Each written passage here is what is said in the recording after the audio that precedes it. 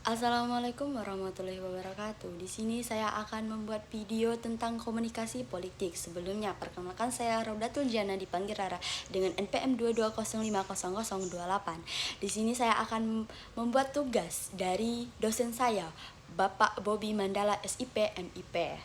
Sebelumnya, jika ada kata salah atau tolong disegera diperbaiki ya.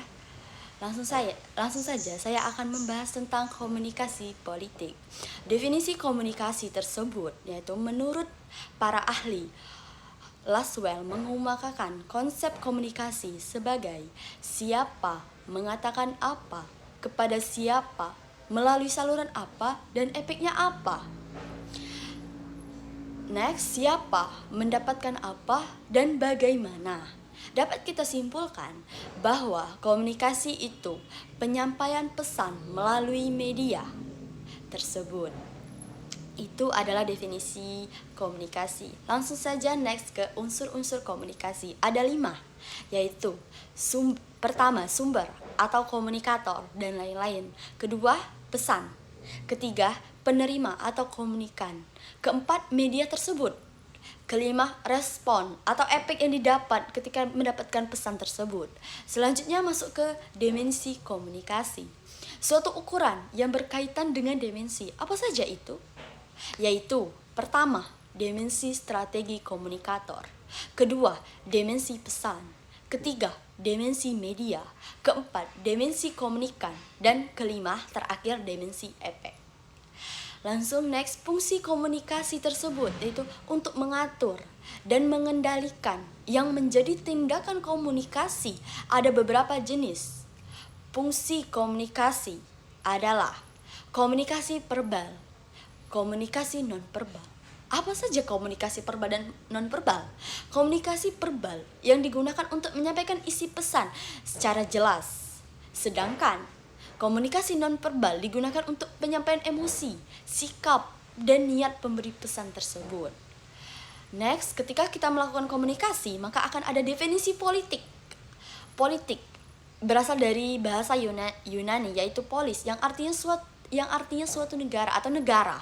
Dalam arti luas, politik adalah suatu aktivitas yang dibuat, dipelihara, dan digunakan untuk masyarakat untuk menegakkan peraturan yang ada di dalam masyarakat itu sendiri. Namun, di dalam politik itu ada transaksi politik tersebut.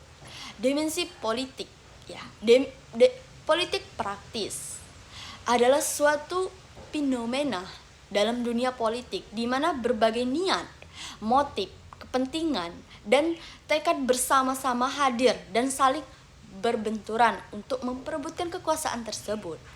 Pada tingkat yang lebih konkret, kekuasaan yang menjadi sasaran dalam politik praktis dapat berupa jabatan, kedudukan, atau posisi tertentu.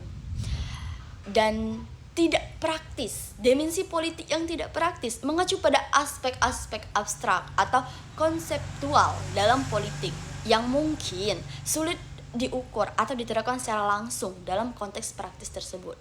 Ini bisa mencakup konsep seperti keadilan sosial, kekuasaan politik, atau aspirasi politik masyarakat yang sulit diimplementasikan dengan cara yang konkret dalam kebijakan atau tindakan politik sehari-hari. Dapat kita simpulkan, komunikasi politik adalah komunikasi yang melibatkan pesan-pesan politik dan aktor-aktor politik atau yang berkaitan dengan kekuasaan, pemerintahan, dan kebijakan pemerintahan.